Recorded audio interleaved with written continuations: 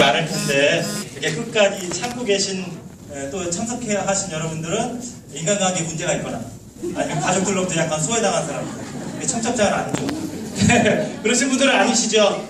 네, 제 강의를 듣기 위해서 이렇게 끝까지 참여해 주신 분들 대단히 감사드리고요. 사실 강의는요, 아까 뭐 여러 가지 축사도 있으시고 교부장님 말씀도 있었고 또 사례담이 오늘 기가 막히겠습니다. 세 분. 저는 그 사례담을 들으시면서 두 번째 하신 분, 그 아들 둘하고 함께 참석하신 분이, 야, 저렇게 더 좋은 아빠가 되기 위해서 노력하다 보니까 머리가 저렇게 다 빠졌구나. 아, 정말 대단하다. 오늘 사례담을 발표하신 우리 아빠 세 분께 다시 한번 뜨거운 박수를 드리겠습니다. 강의는 그 사례담으로 대체하겠습니다. 저는 원래 강의를 하는 사람이 아니에요. 그렇게 놀고 까불고 이렇게 함께 공유하고 뭐 그런 시간이지 뭐 강의라는 이름을 붙이기가 제 스스로 민망스럽고요.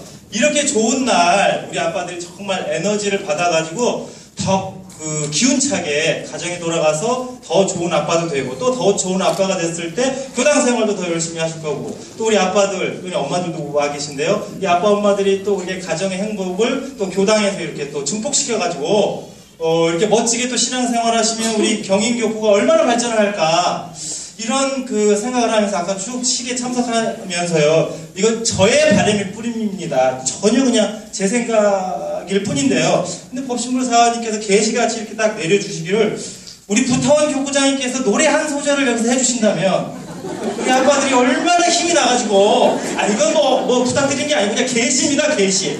사장님의 계시처럼 우리 부타님께서 나오셔가지고 노래 한 소절만 해주신다면 우리 아빠들이 얼마나 힘이 나가지고 더 좋은 아빠가 되고 그래서 교당도 살아나고 가정도 살아나고 부탁드리는 게 아니었는데 그냥 계시로 하나님의 계시를 나오세요.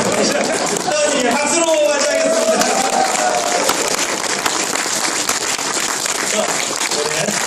제가 먼저 아빠들 기운 내시라고 한 소절만 다 해주시면 노래를 할 줄 모르고 사탕을 입에다 넣었어요. 동그라미 그리려다 무심코 그린 얼굴 땡. 브라보. 정말 멋지시죠?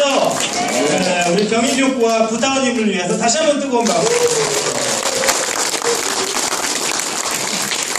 제가 그냥 단순하게 이벤트처럼 하는 것 같지만 이 속에 다 뜻이 있습니다.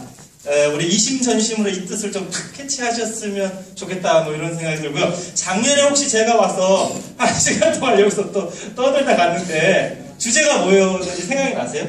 주제가 작년에 제가 강의한 핵심 주제가 뭐였을까요? 그것부터 시작을 하겠습니다. 더 좋은 아빠가 되는 가장 위대한 길은 아빠 스스로 멘토가 되는 거다 이런 얘기 했습니다. 그래서 좋은 아빠가 된다고 하는 것은 우리가 멘토가 되어야 한다. 좋은 멘토가 되기 위해서 네 가지를 말씀을 드렸는데요. 뭐 고려시대에 들으신 것 같아요? 신라시대? 네, 그걸 한번 짚어야 오늘하고 이어지기 때문에 말씀을 드립니다. 앞으로의 리더십, 가정에서 뿐만이 아니라 모든 지도자들 또는 가정을 이루고 있는 아빠들도 마찬가지지만 그 리더십이나 그 존재가치의 핵심은 멘토 리더십이에요. 어떻게 내가 다른 사람들을 멘토링 해줄 수 있는가 이게 이제 핵심적인 역량으로 발휘가 되는데요. 좋은 멘토가 가지고 있는 네 가지 특징에 대해서 제가 작년에 말씀을 드리면서 그걸 가정에서 적용하시라 이렇게 말씀을 드렸습니다. 첫 번째가 좋은 멘토는 또는 훌륭한 아빠는 아니면 뭐 행복한 엄마는 그 무엇보다 마음을 먼저 읽어준다 이런 말씀을 드렸습니다. 모든 멘토들이 가장 위대하게 생각하고 또 가장 핵심적으로 하는 것은 그 사람의 마음을 읽어내는 일입니다. 마음을 읽어줘야 치유가 시작이 되거든요. 그런데 묘하게도 우리나라의 엄마들은 다 서울대학교 법대를 졸업하신 유능하신 검사 아니면 판사입니다. 그래서 무슨 얘기를 하면 직결 판결을 내려주십니다. 그 자리에서. 왜? 서울대 법대를 수석으로 졸업하시기 때문에.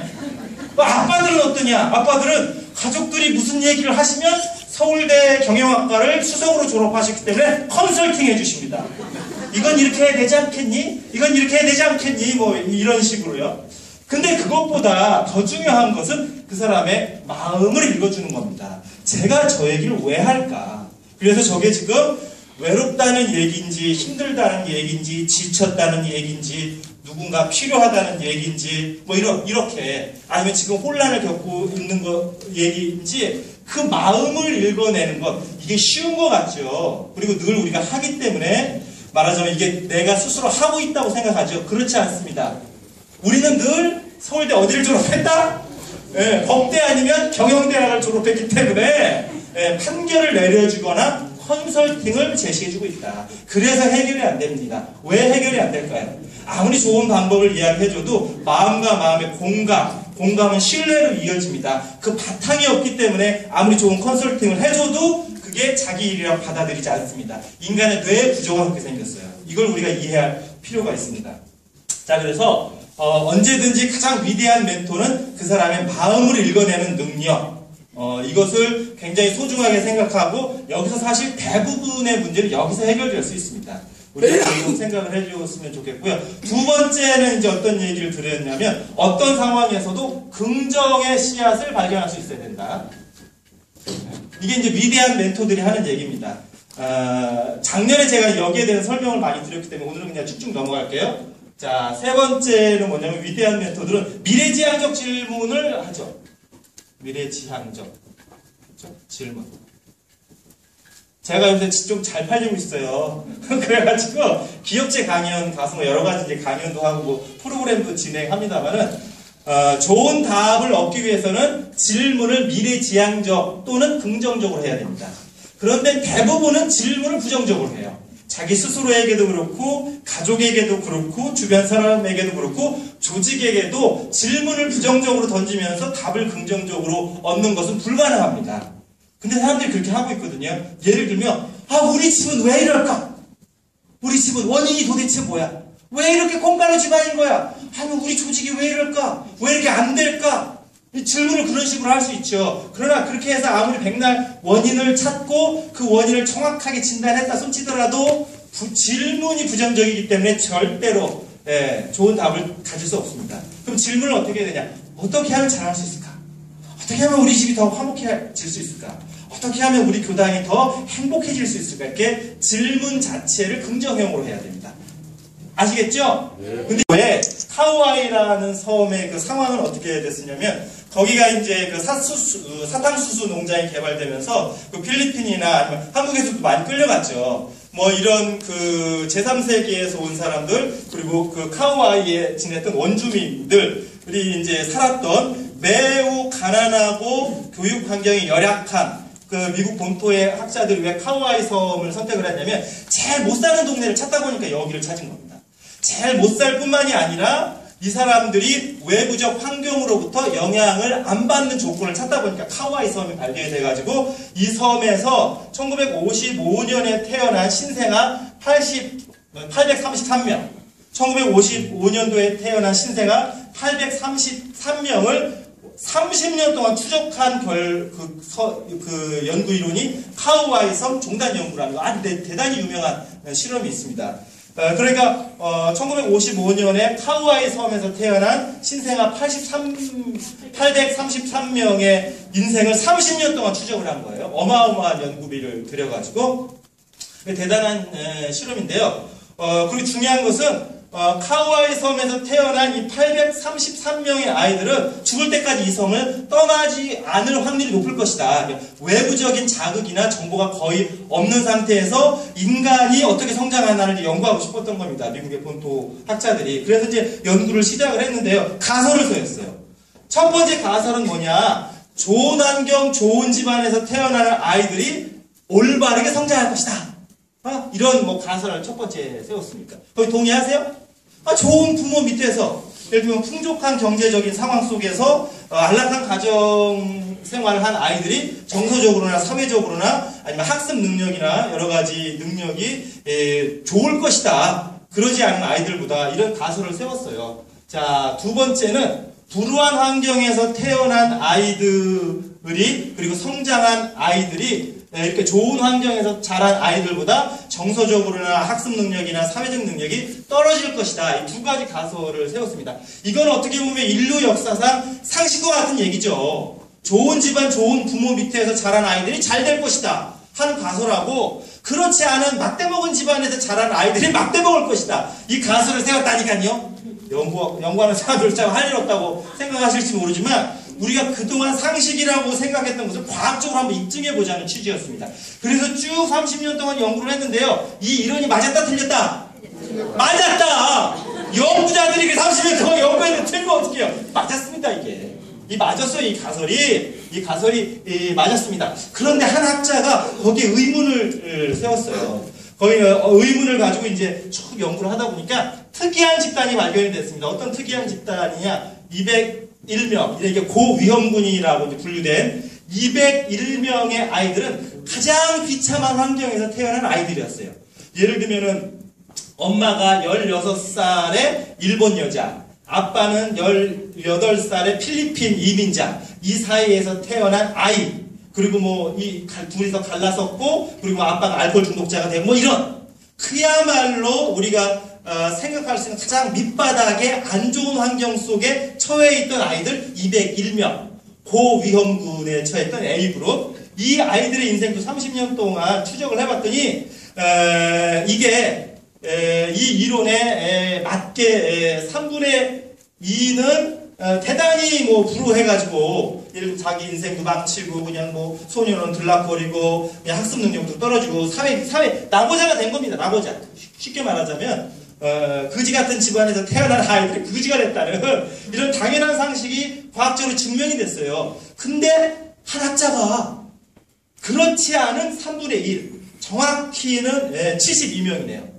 이 고위험군에 처했던, 그래서 매우 불행하게 인생을 쫑칠 것이라고 예상했던 이 과학자들의 예상을 빗나가게 만든 72명. 이 중에는 미국 상원 의원도 나왔습니다. 하버드 대학의 수석으로 졸업한 애도 나왔어요. 그리고 뭐 CEO도 나왔습니다. 이 72명 가운데. 그래갖고 전혀 환경의 지배를 받지 않았던 고위험군에 처해 있음에도 불구하고 자신의 삶을 너무너무 아름답게 건강하게 스스로 성장시킨 아이들이 72명이 발견된 거예요.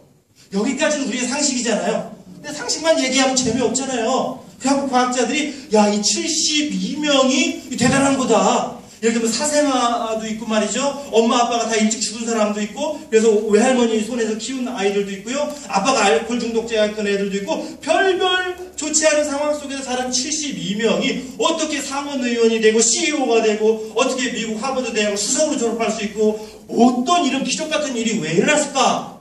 라고 생각하고 다시 10년 동안 이 72명의 삶을 역추적했습니다.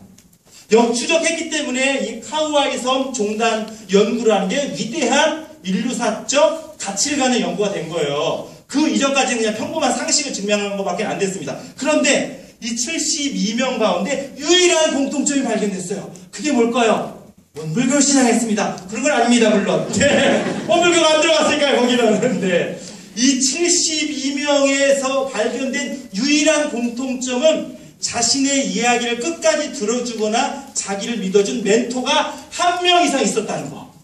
이게 유일한 특징으로 발견됐습니다. 사람들이 깜짝 놀란 거예요. 얘 환경도 너무너무 다르고 성격도 다르고 특성도 너무너무 다르고, 그리고 다 불행한 환경에서 버려지듯이 그렇게 태어났는데, 이 아이들이 미국 상류사회에 진출하고 자신의 삶을 능동적이고 아름답고 건강하게 자랄 수 있었던 유일한 조건이 멘토가 있었다는 거예요. 멘토가. 그런데 더 중요한 것은요, 이 멘토가 엄마나 아빠가 됐을 때 얘네들의 삶은 더 기가 막힌 반전을 일으킨다는 거죠. 여기서 박수. 이게 오늘 강의 핵심이에요. 오늘 강의에 정말 내가 아이들의 좋은 멘토가 됐을 때 환경과 아무런 상관없이 우리의 아이들은 자신의 삶을 가장 아름답고 그리고 자신의 삶의 주인공이 돼서 어디서든지 위대한 리더로 지도자로 성장하게 될 것이다 라는 것을 과학이 증명해 준 겁니다. 이 72명의 아이들. 그래서 제가 부모 교육을 할 때 가장 핵심적으로 강조하는 게 뭐냐면 더 좋은 아빠, 더 좋은 엄마도 중요하지만 가장 중요한 것은 엄마, 아빠가 아이들의 좋은 멘토가 되는 것. 멘토가 되는 것. 그렇게 하기 위해서 우리 엄마, 아빠가 어떻게 해야 할까? 이걸 강조하고 있는 겁니다. 그래서 우리 교도님들이 기존에 해왔던 것은 다 이제 추억으로 남겨두시고요. 앞으로 내가 내 삶에 있어서 어떻게 하면 좋은 멘토가 될 수 있을까? 요새 멘토가 달립니다. 멘토가. 대한민국을 멘토들이 움직이고 있어요. 그래서 누구는 누구 멘토더라, 누구는 누구 멘토더라. 그게 이제 시대가 제대로 방향을 잡아가는 겁니다. 그래서 엄마 아빠가 이제 좋은 멘토가 돼야 되는데, 자 여기서요. 이 72명 고위험군에 처해 있었음에도 불구하고 자신의 삶을 너무나 아름답게 정신과 육체와 모든 면에서 매우 건강하게 성장한 아이들의 유일한 특징은 한 명 이상의 멘토가 있었다. 그렇잖아요? 여기서 이제 개발된 그 이론이 이제 회복 탄력성이라는 단어가 여기서 나옵니다. 혹시 들어보셨어요? 회복 탄력성? 네, 회복 탄력성. 회복 탄력성은 뭐냐면 흔들려도 제자리에 올 수 있는 능력. 이렇게 이제 규정되어 있는데요. 저는 그렇게 단순하게 회복 탄력성을 규정하지 않습니다. 회복 탄력성은 어떤 상황에서도 스스로 성장할 수 있는 힘. 이걸 회복 탄력성이라고 저는 정의를 합니다. 그래야 맞습니다. 그러니까 이 아이들은 환경의 지배를 벗어나서 마치 로켓가 지구의 중력을 벗어나서 달로 가듯이 자기가 어떤 상황에 놓여 있을지라도 그것을 뚫고 올라갈 수 있는 추진력, 회복 탄력성, 그게 매우 강했다는 거죠. 근데 이 회복 탄력성이 강할 수 있는 유일한 조건이 좋은 멘토가 한 명 이상 옆에 있었다. 이것입니다. 우리가 여기에 대단히 깊은 자각과 함께 내 삶 또는 내 주변을 이런 눈으로 한번 돌아보면 어떨까, 이런 생각이 들어요. 여러분들이 너무 심각한 표정을 짓고 있기 때문에 그만큼 몰입을 하신다는 거죠. 웃긴 얘기 한마디 하고 넘어갈까요? 아니 계속 진행할까요? 여러분들 의견에 따르겠습니다. 웃긴 얘기 한마디 해라. 아니면 강의가 굉장히 좋기 때문에 계속 진행해라. 1번이요. 1번? 자, 2번. 1번 웃긴 얘기 한마디 해라. 네. 학교 다닐 때 공부 되게 안 하셨을 것 같아요. 네, 농담입니다. 어디까지 나 농담이고요. 오늘 해야 될 내용이 많기 때문에 그냥 가겠습니다. 네, 그냥. 자, 오늘 감사드리고요. 네.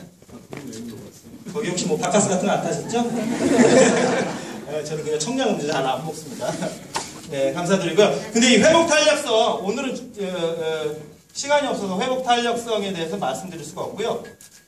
이 회복 탄력성, 인간의 회복 탄력성, 어떤 상황 속에서도 스스로 성장할 수 있는 힘. 대종사님의 말에 빗다면 자력이 쓴 사람이죠. 어떤 사람 속에서도 오뚜기같이 빨딱 일어나고 오뚜기같이 빨딱 일어나고 빨딱 일어날 뿐만이 아니라 본인 스스로 성장해요. 자꾸 진급한단 말이에요. 생장점을 본인이 갖고 있는 거예요. 이거 대단히 위대한 겁니다. 근데 이 회복 탄력성이 주제가 아니고요. 오늘은 이 회복 탄력성이 어디서부터 생기는 걸까, 이게 연구해봤어요. 또 이 회복 탄력성이라는 게 그렇게 위대한 힘인데, 힘이고 자신의 삶을 스스로 아름답게 만들어갈 수 있는 원동력인데, 이 회복 탄력성이 어디로부터 왔을까라고 연구를 해보니까 이 회복 탄력성의 근본은 자존감이다. 네, 이런 연구 결과가 나왔죠. 한번 따라해 보실래요? 자존감. 네, 많이 들어보셨죠? 네. 자존감이라고 하면 자기가 자기를 따뜻하게 바라보는 시선입니다. 이것을 저는 자기가 자기를 따뜻하게 바라보는 느낌, 네, 이렇게 저는 이렇게 정의를 하는데요. 생각도 생각이지만 이걸 본인이 스스로 느낄 수 있어야 됩니다. 자존감이기 때문에 저는 행복에 대해서 연구하는 사람이라 이 자존감의 전문이에요. 자존감 전문이라 얼마 전에 제가 요새 관공서 강의를 많이 다니는데 뭐 군청이나 시청 이런 데서 뭐 해달라고 해서 얼마 전에는 번동복지관에서 공공근로 하시는 분들 한 50여 명을 모시고 그분들에게 희망의 씨앗을 좀 전해줬으면 좋겠다. 그래서 이제 요청이 와서 강의를 해드렸는데요. 공공근로라는 얘기를 요새는 희망근로라는 얘기로 합니다. 더 쉽게 말하면 취로사업 하시는 분들. 근데 중요한 건요, 대상자들이 45세 미만이에요. 굉장히 젊은 사람들이죠. 굉장히 젊은 사람들이 공공근로를 그렇게 많이 신청하고 있습니다. 취로사업. 네. 근데, 더 중요한 건, 이 구청에서 공공근로 사업을 이렇게 재생 부활 프로그램에 젊은이들이 좌절하지 않고 새로운 희망을 간직해서 다시 이 사회의 일꾼으로 거듭나게 해야 되는데, 아무리 공공근로 사업을 하고 여기서 이제 잘 과정을 이수하신 분들은 또 취업 말씀도 해드리고 그럽니다. 근데 마음이 죽어 있으니까 이게 안 된다는 거예요. 마음이 살아나야 이 사람들이 정말 눈빛이 초롱초롱해지고 무슨 일을 해도 즐겁고 재미나게 할 텐데, 공공근로 45세 미만인 분들 가운데 쉽게 말해서 구청에서 하는 공공근로를 희망근로를 선택해서 오신 분들이 이게 이제 갈 때까지 갔다는 본인 스스로가 그렇게 생각하고 오신 분들이기 때문에 마음을 어떻게 이렇게 딱 뒤집어 줄 수 있느냐, 이게 이제 핵심 포인트라는 거죠. 그래서 어떻게 알아갖고 저에게 이제 연락이 왔어요. 제가 이분들의 3시간 동안 이제 프로그램을 진행을 했습니다. 저는 원래 강의보다 프로그램에 더 많은 노하우가 많아요. 그래서 이분들하고 3시간 동안 프로그램을 했는데 그 핵심이 뭐였을까요? 이분들의 낮은 자존감을 어떻게 해서든지 끌어올리는 것에 이제 주안점이 있었습니다. 그래서 3시간 동안 이분들의 이제 자존감을 끌어올렸는데, 처음에 이제 딱 그 50분이에요. 이제 50분이 딱 앉아있는데, 제가 가서 인사를 하지 않습니까? 그래서, 네, 행복 멘토 음식입니다. 반갑습니다. 했더니, 이러고 앉아 계신 거예요. 네. 어디서 보니까 새파랗게 젊은 것이 와가지고, 잘난 체 좀 할 것 같은데, 왜냐면 그게 의무 교육이기 때문에, 남자분들 그 민방위 교육이나 예비 훈련 가보셨죠? 뭐 그런 태도인 거죠. 빨리나 끝나라. 제발 좀 빨리나 끝나라. 그리고 이제 의무적으로 와서 이렇게 쉽게 말하면 정신교육 받는 거, 난 너무 자존심 상하다. 뭐 이런 표정으로 앉아 계신 겁니다. 그런데 제가 이제 키워드를 자존감으로 잡고 3시간 동안 이제 프로그램을 같이, 그때는 제 강의를 잘 안 합니다. 프로그램을 진행하기 때문에. 프로그램을 딱 진행하니까 끝나고 나서, 그분들이 다 이렇게 앉아가지고, 고개 떨고 빨리나 끝내라. 이렇게 하셨던 분들이 3시간 딱 끝나고, 오늘 즐겁고 행복했습니다. 네, 여러분들 성공하십시오 하고 딱 인사드리니까, 선생님, 다음에 또 와주세요. 이게 제 잘난 체를 하려는 게 절대로 아니에요. 그렇게 들으시면 안 돼요. 문제의 핵심은 뭐예요? 사람을 살리고 죽이는 게 자존감이라는 걸 지금 강조하기 위해서 그런 겁니다. 자존감의 수치가 높을수록, 엄마도 마찬가지고 아빠도 마찬가지고 누구라도 자존감의 수치가 올라갈수록 훨씬 더 행복하고 정서적으로 안정되어 있고 많은 사람들과 원만한 인간관계를 갖게 되고 사회적으로 매우 큰 역할을 하게 된다는 이 자존감의 파워, 이 위력을 강조하려고 그 예를 드린 거예요. 우리 아이들도 마찬가지고 우리 엄마도 마찬가지고 우리 아빠도 마찬가지입니다. 모든 인격의 출발이 자존감에서 시작돼요. 모든 행복의 근원이 자존감으로부터 비롯됩니다. 가정에서도 마찬가지입니다. 가정에서도 그래서 제가 재작년에 이제 엄마혁명이라는 책을 내고 아빠연합에서 항의가 왔다고 그랬잖아요. 아빠연합이라는 단체가 있는지 없는지 모릅니다. 제가 지어서 하는 얘기예요. 이런 거는. 야, 엄마들만 이렇게 삶이 이제 아빠들도 힘들어. 아빠들에 대한 책을 좀 내달라고 해서, 사실은 원고는 이제 엄마혁명 끝내면서 거의 다 같이 끝냈었 건데요. 왜냐면 그동안 내가 이제 아빠들하고 이제 상담했던 내용이기 때문에, 그래갖고 이제 제목을 새우잠자도 고래 꿈꾸는 아빠, 이렇게 해가지고 이제 올 4월에 신간이 나왔습니다. 뜨끈뜨끈해요.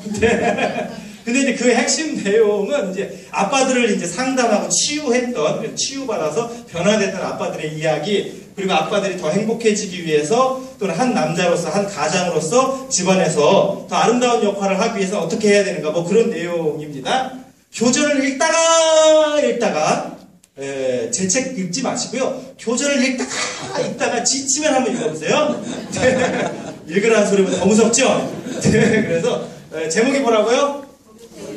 고래 꿈 아니고 새우잠, 고래잠이 아니라 새우잠자도 고래 꿈꾸는 아빠. 아닌 것처럼 하면서 계속 세뇌시킬 겁니다. 이 제목을 계속 세뇌시킬 거예요. 자, 그래가지고 그 아빠들을 이제 치유하면서 제가 결론적으로 얻은 결론이, 아빠들뿐만이 아니라 엄마도 마찬가지고 모든 인간의 마음의 회복, 치유, 행복의 출발이 자존감을 높이는 것에서부터 시작됩니다. 아빠도 마찬가지예요. 우리가 여기 더 좋은 아빠의 운동이라고 대단한 지금 작업을 하고 계신 거예요. 제가 이 얘기를 전북교구 청운회 특강에서도 얘기를 했습니다. 선생님 전국교육은 아직 감이 좀 없으신 것 같아요. 지금 아마 전국의 청원회 중에서 경인교구 청원회만 이 운동을 펼치고 있죠. 제가 그런 줄 알고 있는데 정말 대단하신 거고, 제 바람이 있다면 10년만 이 운동을 정말 10년만 전 교구 구성원들이 똘똘 뭉쳐갖고 이 운동을 뿌리내리고 사회적으로 확산시킨다면 이건 아마 대한민국의 역사를 바꿀 수 있는 위대한 운동이 될 수 있습니다. 저는 그런 가능성을 지금 보고 이렇게 와서 또 함께 하는 거거든요. 그러니까 여러분들 정말 10년만 우리가 이 운동에 한번 공을 들여보자. 어떤 어려움이 있어도 그렇게 한번 해보세요. 그러면 이건 정말 대한민국의 판도를 바꿔놓을 수 있는 그런 위대한 어떤 영적인 세계를 또 바꿔놓을 수 있는 그런 운동이 될 수 있으니까요. 근데 그 핵심이 뭐냐면 좋은 아빠 되자 좋은 아빠 되자 했는데 왜 덜 좋은 아빠가 되느냐. 그게 이제 새우잠자고 고래꿈꾸 다양한 사례가 있습니다. 다양한 사례가 있는데요. 연구 결과 또는 연구에 의하면 자존감이 낮아질수록 4가지의 마음의 패턴이 생깁니다. 대부분의 고민이나 우리 아빠들의 마음의 상처는 근본 원인이 자존감이 낮기 때문에 오는 것들이에요. 그래서 이제 말씀드리면 첫 번째가 뭐냐면 요새 이제 우리 아빠들이 많이 느끼고 있는 상실감 많이 느끼고, 상실감은 뭐냐면 왠지 서글퍼 사는 게 내가 왜 이러고 사나 서글퍼 마음이 자꾸 공허해지고 서글퍼지고 내가 뭐 때문에 사나. 다음 주에 수요일날 이제 상담이 한 건 잡혀 있는데 그분이 어떤 분이냐면 LIG 손해보험 종로 지점의 판매 왕이에요. 그래갖고 한 달에 얼마 정도 버시냐? 적으면 1,500, 적으면 1,500, 많으면 2,500 정도 한 달에 그렇게 벌어가시는 분인데 누군가의 멘토가 절실히 필요하다고 지점장으로 전화가 왔어요. 지점장이 제 교당 후배거든요. 교무님이 좀 담당해 주셔야 되겠습니다. 이 양반이 잘못되면 우리 지점이 절단나요. 그런 아주 애절한 이야기와 함께 대충 얘기를 해봐라. 어떤 증상이냐 그랬더니 지점장한테 가끔 그런데요. 내가 왜 사는지 모르겠고 내가 돈 버는 기계도 아니고 말이지 내 존재의 이유를 자꾸 모르겠다고 하소연을 하는 겁니다. 그게 상실감. 뭐가 자꾸 가슴이 뻥 뚫린 것 같고 그리고 가끔 그냥 서글프고 그리고 세상 사는 게 뭐 다 이런 것 같고 이게 이제 상실감입니다. 상실감. 이거 4가지 패턴을 말씀드리지만 그 원인은 다 자존감이 낮아지는 것에서부터 오는 것이다 라고 이제 기억을 하시면 됩니다. 2가지가 뭐냐면 패배의식이에요. 아이고 어차피 해도 안 되는데 뭘 이렇게 살았는데 뭐 산 대로 살지 뭐 이런 겁니다. 또 이제 3번째는 비교의식. 자꾸 이제 비교하게 됩니다. 우리 동창은 뭐 빌딩을 샀다네. 뭐 자신을 자식과 비슷한 또래들하고 비교하는 건 물론이고 식구들을 비교하게 됩니다. 식구들을. 누구네 집 와이프하고 우리 와이프, 누구네 집 애들하고 우리 애들하고, 누구네 집 애들은 아빠한테 그렇게 잘하는 것 같은데 왜 우리 집 애들은 나한테 이렇게 쌀쌀맞게 대하나. 이렇게 다 이제 비교하는 거죠. 누군가를 자꾸 비교하는 거. 자기 자신도 남과 자꾸 비교하고 우리 식구들도 다른 식구들하고 자꾸 비교하는 거. 그게 이유는 다 갖다 붙이지만 이유를 써봐라 그러면 여러분들 책을 한 권을 쓸 수 있을 겁니다. 예를 들면 이렇게 상실감을 느끼는 이유, 패배의식을 느끼는 이유, 비교의식을 느끼는 이유를 책으로 쓰라면 몇 권을 쓰실 수 있다니까요, 여러분들이. 그러나 문제는 그 자존감이 낮기 때문에 일어나는 마음의 현상들이라는 거예요. 원인이 한 가지밖에 없습니다. 이 자존감 문제. 그리고 이제 마지막으로 말씀드리고 싶은 것이 피해의식. 피해의식. 돌아가신 우리 큰아버지 얘기를 안 할 수가 없어요. 우리 큰아버지는 홍대에 수의장을 하셨어요. 평생을 직장을 수의장을 하셨는데 우리 그 사촌들이나 저희들이 가도 우리한테는 완전히 보살 마살도 그런 보살이 없습니다. 얼마나 잘해주시는지 몰라요. 우리가 가면 있는 거 없는 거 다 퍼내주시고 그리고 다른 친척들 뿐만이 아니라 그 학교의 동료들한테도 그렇게 보살 마살이에요. 이분이. 그런데 집에만 들어오면 이게 폭군이 되는 겁니다. 폭군이. 마누라를 3일에 한 번씩 두들겨 패는 건 예사고, 애들한테도 완전히 김일성, 김정은 저리 가라. 저런 군림하는 거죠. 그런 경우가 더 있습니다. 여기 계신 분들은 한 분도 안 들으세요. 남 얘기라고 생각하고 들으세요. 그런 분들이 더러 계십니다. 제가 이런 아빠를 굉장히 많이 치유했습니다. 이런 패턴을 가지고 있는. 다른 사람들한테 너무너무 친절하게 잘하는데 자기 가족에게 싸늘하게 대하는 사람. 똑같은 패턴입니다. 정도의 차이가 있을 뿐 똑같아요. 그게 왜 그럴까? 왜 그럴까? 우리 큰아버지는 머리는 너무너무 좋으셨는데 초등학교밖에 못 나오셨어요. 그게 뭐가 있겠습니까? 피해의식 있죠. 열등감과 피해의식이 있죠. 그건 다 자존감이 낮기 때문에 벌어지는 일입니다. 피해의식이 있는데 내가 이제 초등학교밖에 못 나왔다라는 열등감이 있는데 이 열등감이 어떻게 피해의식이 되냐면 그래서 식구들이 나를 무시할 것이다. 이게 피해의식입니다. 아시겠어요? 초등학교밖에 못 나온 것은 이게 그냥 내가 초등학교밖에 못 나왔네. 초등학교밖에 못 나온 것은 아무 문제가 되지 않아요. 거기에 대한 나의 해석. 나는 초등학교밖에 못 나왔다. 정주영 회장도 초등학교 중퇴생입니다.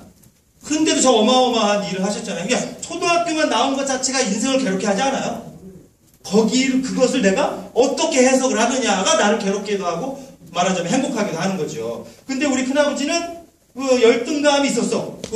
내가 초등학교밖에 못 나왔다. 이런 열등감이 있었어요. 여러분도 혹시 그런 열등감 있을 수 있습니다. 나는 부모로부터 충분한 관심과 사랑을 받지 못했다. 엄마가 됐든 아빠가 됐든. 아니면 나는 공부하고 싶은 거 끝까지 다 내가 못 맞췄다. 이런 다 열등감들이 누구에게나 다 있습니다. 근데 이 열등감이 가족들에게 적용되면서 내가 초등학교밖에 못 나왔기 때문에 가족들은 내 말을 무시할 것이다. 나를 건성건성 볼 것이다. 이렇게 이제 생각하면서 폭군이 되죠. 왜? 무시하기 전에 내가 너를 지배하겠다 이겁니다. 히틀러도 같은 이유입니다. 정신적으로. 히틀러. 그리고 아까 여기 참석하셨던 수원시장님 빼고 많은 정치인들이 이런 피해의식과 열등감 때문에 정치를 합니다. 왜냐면 다른 사람이 날 지배하기 전에 내가 그를 지배해야 내가 생존할 수 있다고 생각합니다. 무의식에서 일어나는 일이라 본인들도 몰라요. 저희는 그냥 인간의 영혼과 마음에 대해서 맨날 연구하니까 이런 답을 내리고 이제 학자들이 그렇게 얘기를 하는 거죠. 어쨌든 이런 모든 것 때문에 괴로워하는 아빠들이 여기는 한 분도 안 계시지만 그동안에 많은 사례가 있었다. 책을 보시면 압니다. 그 사례를 좀 구체적으로 말씀드리면 더 리얼하겠지만 시간이 이제 없으니까요. 자, 그래서 이게 별별 이유를 다 갖다 대고 싶겠지만 핵심은 자존감이다. 그거예요. 자존감. 어떤 이유에선 간에 내가 나를 싸늘하게 바라보는 거죠. 내가 내 인생을 싸늘하게 바라보는 겁니다. 내가 내 인생을 하찮게 생각을 하는 겁니다. 내가 내 인생을 냉정하게 바라보는 거죠. 내가 내 인생을 굉장히 낮다고 느끼고 있는 거죠. 이게 자존감입니다. 그래서 이게 이제 다양한 패턴으로 가정에서 이렇게 말하자면 발현되는데, 아까 이제 어떤 아빠가 어떤 얘기를 하셨냐면, 왜 자꾸 아이들의 단점이나 잘못하는 게 먼저 자꾸 띄일까? 여러분, 기대와 기준. 여기에 대해서 잠깐 말씀을 드리면요. 좋은 기대라고 하는 것은 그 사람이 간직하고 있는 긍정의 씨앗을 바라보는 걸 기대라고 합니다. 저 녀석이 참 건강하게 크겠네. 저 녀석은 정말 좋은 리더가 되겠구나.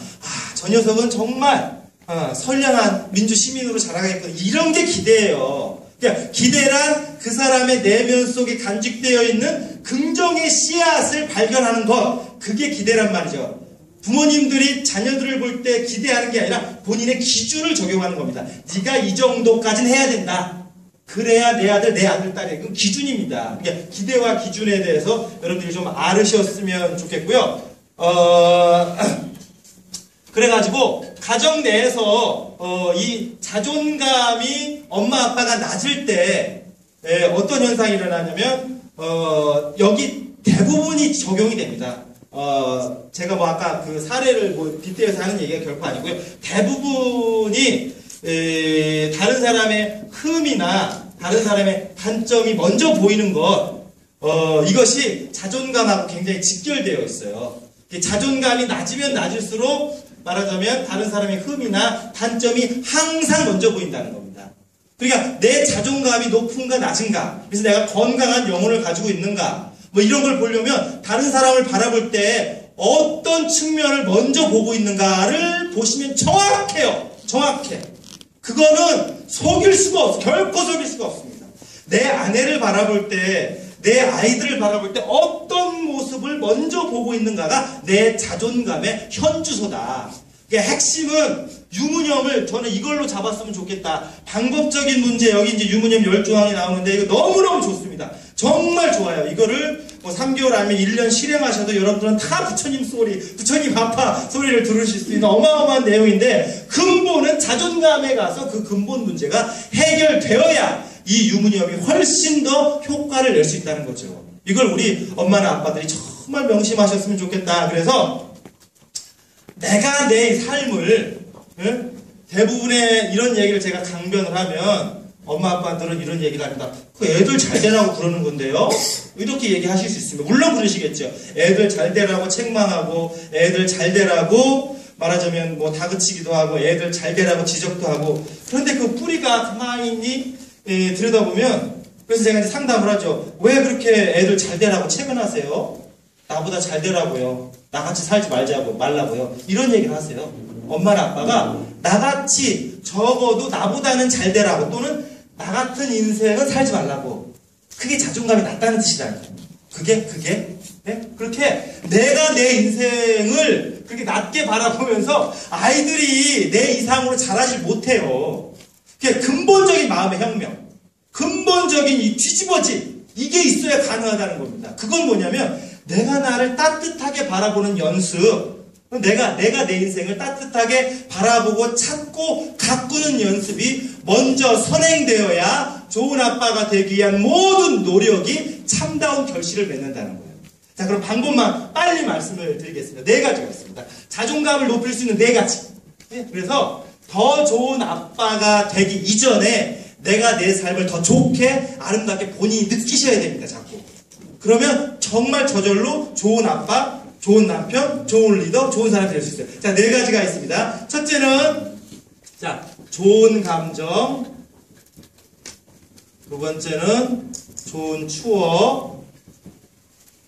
세 번째는 좋은 관계. 네 번째는 좋은 꿈. 자, 이게 자존감을 높일 수 있는 4가지 비법이에요. 글씨도 기가 막혀 있었죠? 네, 한석봉 이후에 최고의 달필. 네, 이 4가지. 이걸 통해서 아빠들이 먼저 자신의 삶을 좀 풍성하고 아름답게 이렇게 가꾸면요, 제가 확신하건대 가정이 정말 변합니다. 나는 아무 일도 안 했건만, 이게 이제 고수들이 쓰는 말하자면 무의의 행위죠. 나는 아무 일도 안 했건만 가족들이 다 좋아지네. 그리고 나를 훨씬 더 존중하네. 그러면 미국에서 조사를 해봤는데요, 지하철이나 길거리에서 사람들이 길을 물어보잖아요. 아, 저는요, 이렇게 막 지나다닐 때마다 사람들이 길을 물어봐서 귀찮아 죽겠어요. 한번 손 들어보세요. 그런 분들 혹시 계신가요? 많이 계시네. 연구에 의하면 사람들이 어떤 사람에게 길을 물어보냐면 자존감이 높을 것 같은 사람에게 길을 물어본대요. 미국 사람들이. 그게 뭐냐면 내가 내 자존감을 높이면 주변에서 그걸 다 알아본다는 뜻입니다. 그 기운으로 다 느낀다는 거예요. 그래서 하다못해 길을 물을 때도 무의식적으로 일어나기 때문에 모르지만 자존감이 안정적이고 높을 것 같은 사람에게 묻는다는 거예요, 길도. 자, 어쨌든지 그래서 자존감을 높일 수 있는 4가지 방법은요, 첫째는 좋은 감정을 느끼는 것. 이게 대단히 중요합니다. 자, 우리 교도님들 오늘 아침에 어떤 표정, 어떤 감정으로 하루를 시작했는지 한번 돌아보세요. 어떤 표정, 어떤 감정으로. 그래서 저는 아침에 일어나자마자 살짝 미소를 지어라. 배시시 실성한 사람만 옆에 법통지를 보고 한번 웃어보세요.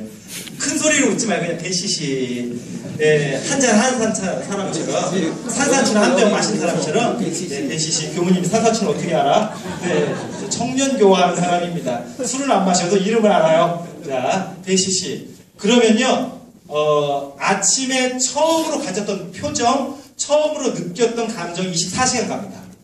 무의식적에서 24시간 가요. 그래서 아침에 딱 일어나자마자 TV 켜지 말고, 아침에 일어나자마자 신문 보지 말고, 아침에 일어나자마자 화장실 가기 전에 딱 앉아서 20초 이상, 이게 20초 이상 미소를 지을 것. 그러면 이 뇌가 깨어납니다. 그리고 여러분들, 우리의 이 몸 구조, 근육 중에서 뇌하고 바로 연결되어 있는 건 안면 근육밖에 없어요. 안면 근육은 뇌하고 바로 연결되어 있습니다. 이걸 심리학에서 안면 피드백 효과라고 해요.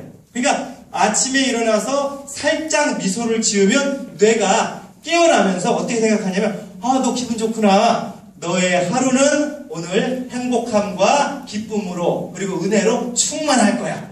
이걸 자성예언이라고 합니다.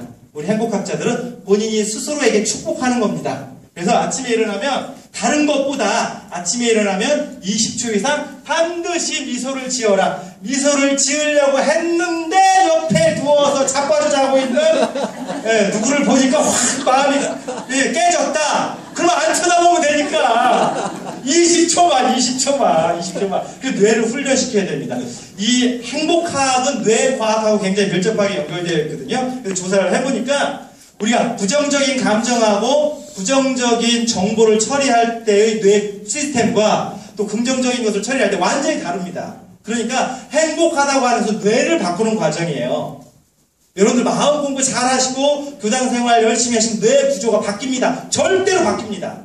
그리고 그 뇌 구조가 바뀌어야 인생이 달라지고 업을 돌파하는 거예요. 그걸 매우 과학적이고 현실적으로 우리가 생각을 해야 돼요. 그래서 아침에 일어나자마자 어떻게 한다? 배시시 웃는다. 20초간. 아시겠죠? 내일부터 한번 해보세요. 자, 그리고 나서 아침에 가족들과 만났을 때 첫인사를 어떻게 하는가? 가족들과 만났을 때 첫인사. 대개는 우리 엄마들이 그냥 자고 있는 애들 엉덩이를 후겨 쳐가지고 학교 가야지.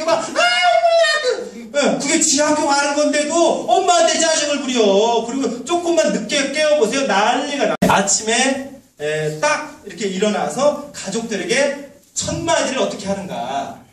저는 아빠들에게 어려서부터 지금 커도 상관이 없습니다만 어렸을 때 훈련시키면 훨씬 좋습니다. 자, 아침에 딱 식구들이 일어나서 아이들이 깨잖아요. 아이들도 이제 유치원 가려고 딱 깨면 아빠하고 즐겁게 하이파이브를 해라. 제가 이거 알려드리는 노하우입니다. 아침에 딱 일어나면 20초간 아빠는 미소 명상, 이게 명상입니다. 미소 명상을 딱 하고 나서 그러고 나서 신고를 모셔도 되고 어쩌고 하셔도 됩니다. 여러분들 하시고 싶은 건데 아침에 첫 감정을 미소로 시작하라는 거예요. 그렇게 하고 나서 아이들과 하이파이브 짝짝짝짝짝 짜! 이게 10초도 안 걸립니다. 10초도 안 걸려. 그리고 아침에 일어나서 와이프에게 전하는 첫 마디, 또 아이들에게 전하는 첫 마디. 그게 무엇입니까? 그게 반드시 긍정적이어야 된다. 첫인사 첫 마디가 긍정적이어야 된다. 네, 이거 되게 유념하셔야 됩니다. 제가 오늘 여기 강의하러 딱 왔는데요. 많은 분들이 악수를 하면서 교훈이 애쓰시죠. 저는 세상에서 그 말을 제일 싫어합니다. 애쓴다는 얘기를. 저는 하나도 애쓰는 게 아니에요. 이렇게 여러분들 앞에서 이야기하고 행복에 공유하는 게 너무 즐거워요. 그게 애쓰는 거 아닙니다. 그래갖고 이제 인사를 그러시죠. 우리 문화가 그러니까. 제가 얼마 전에 임실군청에 가서 2시간 동안 특강을 했는데요. 제가 강의를 하면서 인사말이 너무너무 중요하다. 너무너무 중요하기 때문에 나한테 수고했다, 애썼다, 거기에 욕받다. 이런 얘기 절대로 하지 말아라. 그건 나에 대한 욕이다. 그러니까 강의를 듣고 나서는 즐거웠습니다. 따라해보세요. 즐거웠습니다. 감사합니다. 행복했어요. 또 만납시다. 얼마나 좋아요. 표정이 달라져요. 여러분들 표정이 달라진다니까. 근데 그래갖고 강의하고 나서 절대로 나한테 교무님 수고하셨습니다. 교무님 애쓰셨습니다. 교무님 욕 보셨습니다. 그런 인사말 절대로 하지 말아라. 라고 신신당부를 하고 강의 끝나고 딱 내려갔는데 행정과장님이 아이고 수고하셨습니다. 강의 막친 거죠. 그날 강의 막쳤어. 마찬가지입니다. 식구들하고 아침에 처음 만났을 때 또는 학교에서 돌아온 아이들, 직장에서 퇴근하는 남편, 그리고 외출했다가 돌아온 아내를 내가 어떤 첫마디로 맞이하는가 대단히 중요한 문제입니다. 그래서 예를 들면은 왜 이렇게 늦었어? 인간의 마음은요, 누구로부터 공격을 받으면 반드시 방어하려는 방어 기제가 작동합니다. 그럼 본능이에요, 본능. 그냥 본능을 건드리지 말라니까요. 왜 늦었어? 내가 늦으려고 늦었어? 그래도 그렇지, 살림하는 여자가 내가 살림만 하냐? 이런 식으로 나가는 거예요, 이게. 무슨 말인지 아시겠죠? 첫 마디를 당신 기다렸는데, 그러면 속으로 와이프가 이 남자 봐라? 잘못 먹었나? 그러면서도 그게 기분이 좋은 거예요. 그냥 첫 마디를 식구들과 만났을 때 우리 동창들 만나서 그래요. 이게 대단히 중요하기 때문에 계속 말씀. 동창들 만나요. 다 동창들 만나요. 아우 우리 식구 뭐 이렇게 흰머리가 났어. 머리가 빠졌네. 아이고 주름살 생겼네. 살쪘네. 지는 나보다 더 뚱땡이야. 나보다 머리 더 빠졌어요. 나보다 주름살 더 많아. 절대로 그런 인사를 인사로 하면 안 된다. 아시겠죠? 네, 누군가를 만났을 때 첫 마디를 긍정의 멘트. 그게 가족들로부터 비롯돼야 된다는 얘기입니다. 바로 가족들로부터 비롯돼야 되고 특히 처음 만났을 때 요걸 하게 되면요. 이게 뇌가 그걸 24시간 인식하고 있다는 거예요. 그래서 제가 가장 좋아하는 우리 대종사님 말씀 중에 요원품에 한 마음이 선하면 모든 선이 따라 일어나고 이 말씀 있죠? 요원품 5장의 말씀입니다. 자 보세요. 한 미소가 떠오르면 하루 종일 모든 미소가 떠오를 것이요. 이 원리입니다. 일체유심조를 관념적으로 생각하시면 안 돼요. 그건 과학입니다. 불교처럼 정확한 과학은 없어요. 특히 대종사님 교법처럼 실세 우리가 사실적 훈련을 한다는 것은 관념적으로 살라는 얘기가 아니라 그런 하나하나에 엄청난 묘법이 들어있다는 얘기예요. 하루를 20초니까 하루를 따뜻하고 흐뭇한 미소의 감정으로 시작을 해. 그러면 하루 종일 모든 행복과 좋은 감정의 상태가 유지가 됩니다. 그리고 설사 경계가 찾아오더라도 뇌가 그걸 24시간 기억하고 있다고 했잖아요. 회복 탄력성이 좋아져요. 금방 제자리로 돌아옵니다. 금방 제자리로 돌아와요. 그래서 좋은 감정을 자꾸 품어야 돼요. 자, 그래서 하루의 시작을 미소로 시작할 것. 두 번째, 그리고 하루의 시작을 좋은 인사말, 긍정적인 인사말로 시작을 할 것. 네, 이렇게 말씀을 드렸습니다. 아시겠죠? 네, 이것뿐만이 아니라 간단한 거라도 우리 아빠나 엄마나 자신의 삶에 있어서 좋은 감정을 일으킬 수 있는 걸 수시로 하시는 게 좋습니다. 이것을 이제 그 에너지 브레이크라고 우리 행복학자들은 얘기를 하는데요. 인간의 뇌가 가장 활성화되어 있을 때는 오전 10시에서 12시, 저녁 7시에서 9시 사이입니다. 모든 종교 행사 그래서 몇 시에 해요? 오전 10시부터 시작합니다. 왜? 이거를 뇌 과학자들이 발견하기 전에도 조상들은 알고 있는 거예요. 우리 뇌가 10시에서 12시 사이에 가장 안정적이고 활성화된다는 걸 알아. 그래서 법회를 10시에서 12시 사이에 시작을 하는 겁니다. 그리고 모든 음악회와 공연은 저녁 몇 시에 시작하죠? 7시요. 우리 뇌가 가장 안정적이고 활성화되는 시간을 본능적으로 알아야 인간은. 그래서 그 시간에 하는 겁니다. 가장 인간의 뇌가 가장 처질 때 언젠가요? 새벽 4시와 오후 3시에서 4시 사이. 새벽 4시는 다 꿈나라로 가 있기 때문에 상관이 없는데 이게 문제예요. 그래갖고 강의를 3시, 4시 잡아놓으면 내가 죽겠어요 아주 그냥. 오늘 3시 좀 넘어 시작했어요. 네, 그건 뇌가 우리 에너지가 가장 다운됐을 때예요. 이때 에너지 브레이크라고 하면 저는 웃긴 동영상을 봅니다. 이 시간대에. 웃긴 동영상을 보거나 살짝 뭐 낮잠을 자거나 차를 한 잔 마시거나 시 한 편을 읽거나 하늘을 한번 보거나 이렇게 본인의 긍정적인 감정을 끊임없이 스스로 만들어내야 된다는 겁니다. 가정의 행복에 앞서서 가족 구성원들이 먼저 살아나야 돼요. 특히 아빠의 마음이 이렇게 자꾸 살아나야 돼요. 자, 아시겠죠? 그래서 좋은 감정을 본인이 끊임없이 느껴야 된다. 이 강의를 했더니 어떤 아빠가 교무님 저는요 야동을 보면 기분이 좋아집니다. 내가 깜짝 놀래가지고 교도님이신데 야동을 보면 기분이 좋아지신다고. 아닌데 그랬더니 야구 동영상이요. 야구 동영상 야동을 보면 기분이 좋아지신다고. 그래서 좋은 감정, 이걸 영어로는 포지티브 이모션, 행복하게 기초가 P로 시작해요. 페르마 그러거든요. 이건 뭐냐면 행복의 기초는 긍정적 감정을 끊임없이 느끼라는 거예요. 느껴야 됩니다. 자, 그 다음에 좋은 추억. 좋은 추억. 자, 이제 자리에 잘나고 자리에 딱 누워있으면 어렸을 때 시절 생각도 나고 오늘 뭐 처리하지 못한 일들 뭐 가지가지 이제 생각이 나실 텐데 대체적으로 한번 손 들어보세요. 손들기 귀찮다 하시는 분들은 발을 들으세요. 네. 자, 대체적으로 나는 과거를 추억해보면 아름다운 게 더 많이 떠오른다. 아니, 나는 아쉽고 아프고 상처받고 어두웠던 것들이 더 많이 떠오르더라. 자, 1번 손 들어보세요. 1번. 나는 누워서 옛 생각을 하면 아름다운 게 더 많이 떠오른다. 1번. 자, 2번 한번 손 들어보세요. 혹시 호흡 2번. 예, 2번도 계시고. 나머지는 뭐예요? 나머지는 나는 아무 생각도 안 하고 바로 잠자리에 든다. 자, 우리가 아까 이게 자존감하고 연결되어 있잖아요. 과거를 떠올렸을 때 아름답고 소중했고 기뻤던 것이 먼저 떠오르는 사람, 그게 자존감이 높은 사람입니다. 그렇지 아니하고 자꾸 회한, 아쉬웠던 거, 서글펐던 거 이런 것이 자꾸 떠오르신다면 연습을 하라는 겁니다. 연습. 이걸 바꾸는 연습.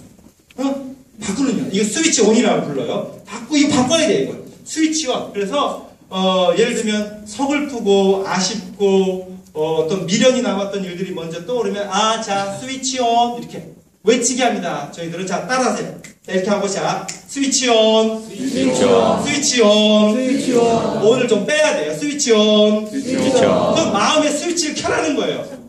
마음이 지금 어두워져 있으니까 그렇게 과거의 회한과 아픔과 상처를 돌이키기엔 지금의 인생이 너무 아름다운데 왜 네가 마음에 불을 스스로 껐냐? 스위치 온 하면서 그걸 턴 오프 시키라는 거예요. 아시겠죠? 그래가지고 이것을 좋은 추억으로 그렇게 간직하는 연습. 제가 이제 아빠들에게 우리 책에 있습니다만 아빠들에게 꼭 당부하고 하는 게 자녀들에게 물려줘야 될 3가지를 저는 이렇게 책에도 썼고 이렇게 강의할 때 다 얘기하는데 첫 번째가 뭘까요? 유산일까요? 아빠가 아이들에게 정말 물려줘야 될 첫 번째 자산은 일기장 내지는 자서전입니다. 자서전. 제가 자살 충동 때문에 고생했던 청년을 10회 치유해갖고 완벽하게 긍정성으로 되돌려놨거든요. 마지막 프로그램으로 했던 게 자서전 어떻게 쓸 수 있을까라고 생각하고 목차만 한번 쭉 빼보시라니까요. 목차만. 이게 평균적으로 30% 이상의 행복감을 높이는 효과가 있습니다. 그리고 더 중요한 건 뭐냐면 자서전에 젊어서 쓸수록 좋아요. 자서전에 목차를 그냥 빼놓는 거예요. 그냥 자서전에 목차만. 내용을 쓰지 말고 자서전의 목차만 쭉 빼놓으면 아까 자성예언처럼 이대로 사라지는 이치가 또 있습니다.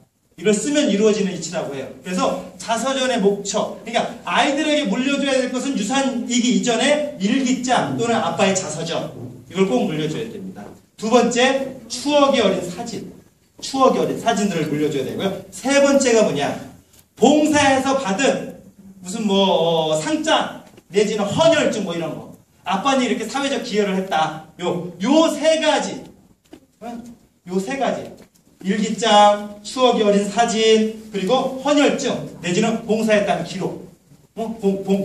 봉사했다는 증 이런 거. 요 세 가지를 아이들에게 물려줄 수 있는 아빠라면 정말 위대하고 대단한 아빠죠. 이걸 물려주는 운동을 한번 전개해봤으면 좋겠습니다. 그러니까 중요한 것은요, 좋은 추억을 본인 스스로 자꾸 더듬어보고 자꾸 찾아내고 간직하는 연습을 하시라는 겁니다. 자, 좋은 관계가 있어야 되죠. 좋은 관계는 시간을 함께 보내고 그리고 대화에 몰입할 것. 네. 이거는 아까 세 분의 사례에서 너무너무 잘 말씀을 하셨습니다. 그래서 이것은 길게 설명을 안 하겠어요.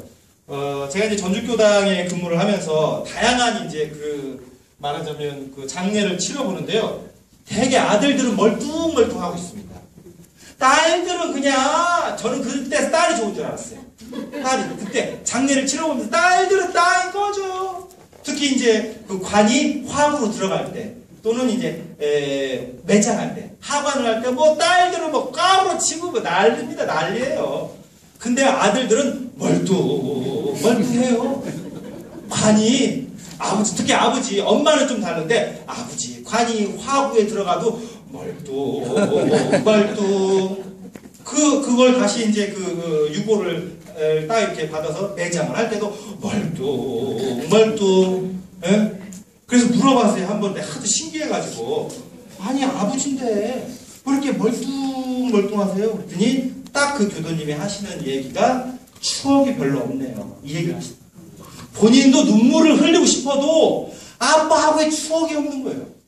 여러분, 눈물이나 기쁨은 추억을 통해서 만들어지는 겁니다. 그게 거리가 있어야지, 그 장면이 있어야지. 아빠가 예를 들면 술에 취해가지고 두만가 푸른 물에 노래를 부르시면서 한 손에 예를 들면 풀빵이라도 사왔던 그런 추억이 뭔가 이렇게 얽혀 있는 게 있어야 되는데 그거 없다는 거예요. 본인도 울고 싶어도 부모님 추억이 없어서 눈물이 안 나오네요. 그 얘기를 딱 듣는 순간 깨달은 게 있어요.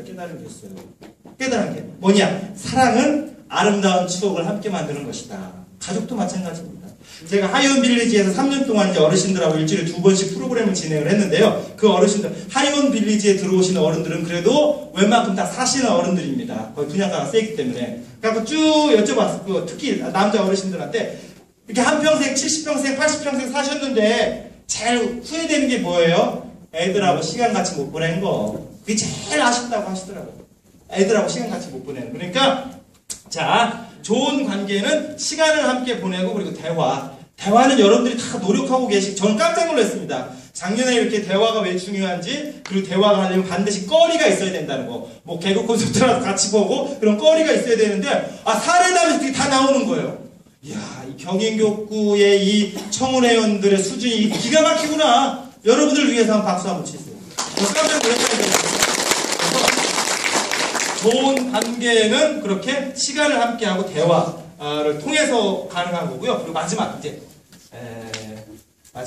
좋은 꿈, 좋은 꿈을 간직하고 있을 때 삶은 아름답다.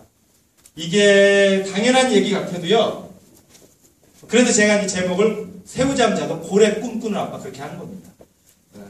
인류 역사상 아빠의 운명이란 늘 힘들고 어렵습니다. 인류가 진화하면서 지금까지 아빠의 삶이 편안하고 행복하고 기쁨에 가득 찼었던 역사는 없어요. 인류 역사상. 왜? 아빠는 늘 가족의 생존을 위해서 싸워야 되기 때문에, 그런 짐이 어깨에 부여되어 있기 때문에, 제가 이제 그 세댁들한테 강의할 때 이 얘기를 굉장히 강조합니다. 남자는 밖에 나가는 그 순간, 옷을 입고 출근하는 그 순간, 그게 전장에 나가는 거다.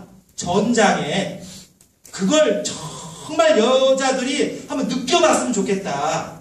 이런 것을 굉장히 강조를 해요. 뭐 엄마들이 나도 맨날 출근합니다. 나도 뭐 그럴 수 있습니다. 엄마 요 맞벌이 부부가 많은데, 그런데 같은 맞벌이를 하더라도 심리적으로 느끼는 강도가 남자가 더 세다는 거예요. 똑같이 맞벌이를 해도. 왜 그럴까요? 왜 그럴까? 왜 똑같이 맞벌이를 하고 똑같이 힘든데 남자의 역할은 더 무거울까? 본인 스스로 가장이라고 생각하기 때문에 그래요. 아무리 와이프가 맞벌이를 해서 돈을 벌어와도 남자가 가장이라고 생각하기 때문에, 그 무게감 때문에 그렇습니다. 그렇기 때문에 우리가 이런 무게감에 눌려 살다 보면 어느 그 순간 소박하고 아름다웠던 내 꿈이 다 사라집니다. 그러면 안 돼요. 그러면 안 돼요. 자, 이 좋은 꿈이라고 하는 게 거창한 걸 얘기하는 게 아닙니다. 예를 들면 여러분들 뭐 하고 싶은 좋은 취미 같은 거 있으실 수 있잖아요. 아주 매우 소박한 거. 내가 마라톤, 10km짜리 마라톤에 한번 도전해볼까? 언젠가는? 뭐 가족들과 함께 세계 일주 여행을 한번 해볼까? 아니면 아까 자서전 말씀도 드렸지만 시집을 한번 내볼까? 내가 한번 그림을 한번 그려볼까? 분명히 켜켜이 먼지가 묻어있지만 여러분들 가슴 속에는 언젠가 해보고 싶은 것이 반드시 있습니다. 누구나. 그래요, 그렇지 않아요? 이거 왜 이래? 빨리 끝내버려야 되겠어. 본전을 좀 뽑아주려고 그랬더니 안 되겠어요. 자, 그렇게 켜켜이 묻어놨던 여러분들의 꿈 있잖아요. 그 목록을 적어야 돼요.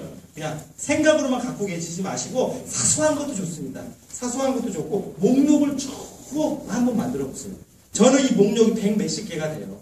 목록이 있습니다. 그 목록을 한번 작성해 보시고, 그리고 두 번째, 이 목록들 가운데에서 내가 그 이루고 싶은 아주 사소한 것도 좋습니다. 쭉 목록을 한번 써보세요. 그 중에 하나는 저는 죽기 전까지 내 책을 100권을 내는 거 있어요. 그게 100권을 내는 거. 그게 있기 때문에 이렇게 읽던지 말던지 팔리던지 말던지 그냥 내 꿈과 소원이니까 하는 거예요, 이게.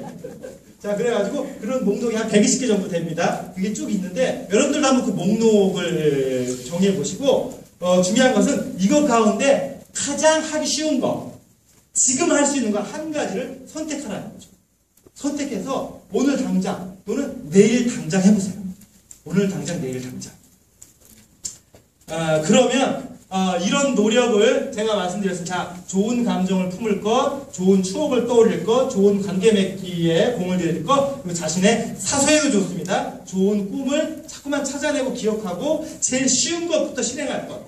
그러면 이게 자존감이 올라가죠. 자존감이 쭉쭉 올라가게 됩니다. 이것을 며칠 동안 하느냐? 21일 동안 하시면 됩니다. 며칠 동안이요? 21일. 21일 동안. 21일 동안. 여러분들 유문형도 한 가지만 가지고 21일 동안 하십시오. 21일을 하면 우리 뇌에 정보를 처리해야 하는 최소의 단위가 뉴런 세포라는 게 있는데요. 21일 동안 이것을 실행하게 되면 자존감과 관련된 뉴런 하나가 생깁니다. 21일만. 21일 동안 하면 돼요. 그러면 뇌가 바뀌기 시작을 해요. 다이어트도 며칠 동안 해라? 21일 동안만 해라. 그리고 계속 그걸 늘려나가는 겁니다. 좋은 습관도 21일 동안 좋은 습관을 들이면 우리 뇌에 뉴런 하나가 그것과 관련된 뉴런이 형성되기 때문에 인생이 그때부터 달라지기 시작을 하는 겁니다.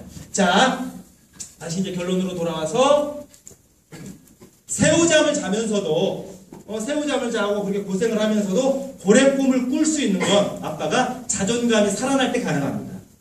그 자존감이 살아날 때만 가능한 일이에요. 그래서 우리 아빠들이 이 좋은 네 가지를 실천하셔서 자존감을 본인 스스로가 자꾸 이렇게 끌어올리세요. 그래서 내가 내 인생을 좀 흐뭇하게 바라보고 내가 내 인생을 좀 따뜻하게 느끼고 이런 횟수가 많아지면 많아질수록 자존감 높은 사람의 특징이 있습니다. 첫째, 소통 능력이 기가 막히게 저절로 발달합니다. 이 자존감이 높은 사람만이 누군가와 소통할 수 있어요. 그러니까 소통의 기술을 먼저 배우려고 하지 말고 본인의 자존감을 자꾸 끌어올리게 되면 상대방의 마음이 저절로 읽힌다니까요. 그건 왜 그러냐면 우리 뇌 구조가 그렇게 생겨요. 이 얘기만 드리고 마칠게요. 자, 자존감이 높아지면 소통 능력이 향상이 되고 두 번째 리더십이 커집니다. 아빠가 소통 잘하고 리더 잘하고 이러면 완전히 100점 만점에 100점이겠죠. 근데 자존감이 높아지면 인간이 왜 소통을 잘하게 되느냐? 실험을 했습니다. 신생아들에게, 저 뒤에도 애기가 있는데요. 신생아들에게 자신의 목소리, 애기들이 울 때, 그 애기 한번 울려보세요. 농담이고요. 애기를 막 울려요. 울려가지고 자기 울음소리를 녹음을 했어요. 그래갖고 자기 울음소리를 들려줍니다. 뭐 아무런 반응이 없어요, 애기. 지 울음소리를 듣고는 아무런 반응이 없습니다. 근데 그 애기들에게 다른 애기가 우는 것을 녹음해서 들려주면 막 웁니다. 왜 그럴까요? 왜 그럴까요? 인간은 태어나면서부터 타인의 고통이나 감정을 공유할 수 있는 뇌 구조를 이미 갖고 있다는 거예요. 그러니까 내 울음소리에는 반응을 안 보여도 다른 아이의 울음소리에 반응을 보이게끔 뇌는 그렇게 돼 있다는 거예요. 저는 이걸 보면서 인간은 태어날 때부터 이타적 동물이다. 이타적 뇌라는 게 여기서 나옵니다. 이게 미국에서 이 실험 결과가 엄청난 반향을 불러일으켰어요. 그러니까 인간은 본래가 누군가와 소통하고 누군가와 함께하고 공유하고 공감하고 마음을 나누는 그런 뇌 구조를 근본적으로 완벽하게 갖고 태어난다는 거예요. 근데 그게 자존감이 낮으면 낮을수록 그게 사장되지만 자존감을 끌어올리면 자연스럽게 살아나서 누군가하고 자연스럽게 대화하고 누군가하고도 자연스럽게 소통하고 그러면서 신뢰를 형성해서 아주 매우 인간적이고 아름답고 뛰어난 리더십이 발현된다는 거죠. 그래서 우리 경인교구 청운회 회원님들께서 너무너무 의미있고 성스러운 불공을 하고 계신데 여기에 바탕으로 이 자존감을 끌어올리는 우리 아빠가 됐을 때 정말 다 황금고래가 되실 것이다. 이런 말씀으로 오늘 강의를 마치겠습니다. 감사합니다.